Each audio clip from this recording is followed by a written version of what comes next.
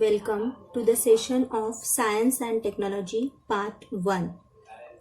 This year you are having two separate textbooks for Science and Technology Part 1 and Part 2.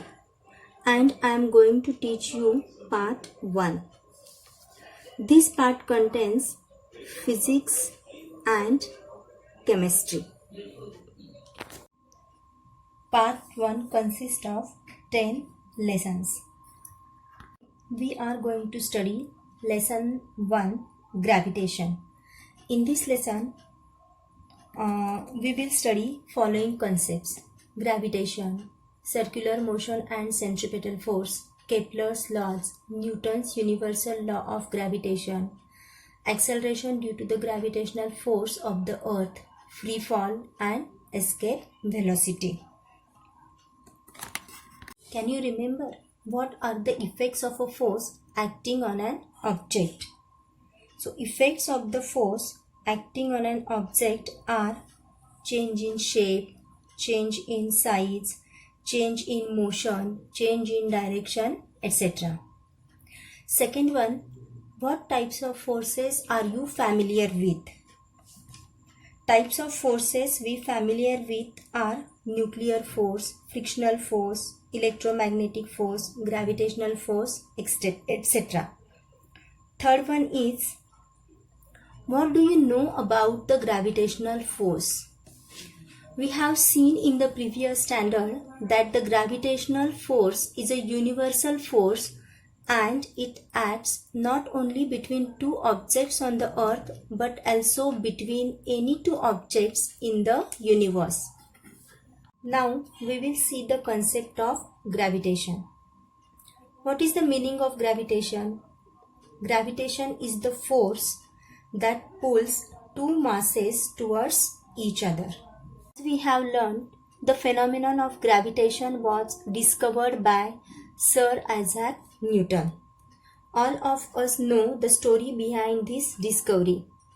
He discovered the force by seeing an apple fall from a tree on the ground. He wondered why all apples fall vertically downward and not at an angle to the vertical. Why do they not fly off in a horizontal direction? After much thought, he came to the conclusion that the earth must be attracting the apple towards itself, and this attractive force must be directed towards the center of the earth. The direction from the apple on the tree to the center of the earth is the vertical direction at the position of the apple, and thus the apple falls vertically downwards. Now concentrate on the figure. The force on an apple on the tree is towards the center of the earth. Is towards the center of the earth, which is perpendicular from the position of the apple to the surface of the earth.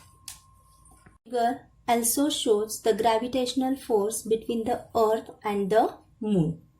Thought that if the force of gravitation acts on apples on the tree at different heights from the surface of the earth, can it also act on objects at even greater heights, much farther away from the earth? Like for example, the moon. Can it act on even farther objects like the other planets and the sun? Yes, it can act. The sun, the moon and the earth have extremely large masses. Therefore, the gravitational force of attraction between the sun and the earth or other planets, or between the earth and the moon, is extremely large.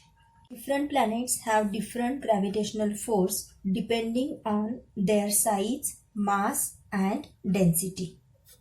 Sir Isaac Newton was one of the greatest scientists of recent times. He was born in England. He gave his laws of motion, equations of motion and theory of gravity in his book Principia. Before this book was written, Kepler had given 3 laws describing planetary motions. However, the reason why planets move in the way described by Kepler's laws was not known. Newton, with his theory of gravity, mathematically derived Kepler's laws. In addition to this, Newton did groundbreaking work in several areas including light, heat, sound, and mathematics. He invented a new branch of mathematics. This is called calculus and has wide-ranging applications in physics and mathematics. He was the first scientist to construct a reflecting telescope. Groundbreaking work means introducing new ideas and new methods. And calculus means a particular method or system of calculation.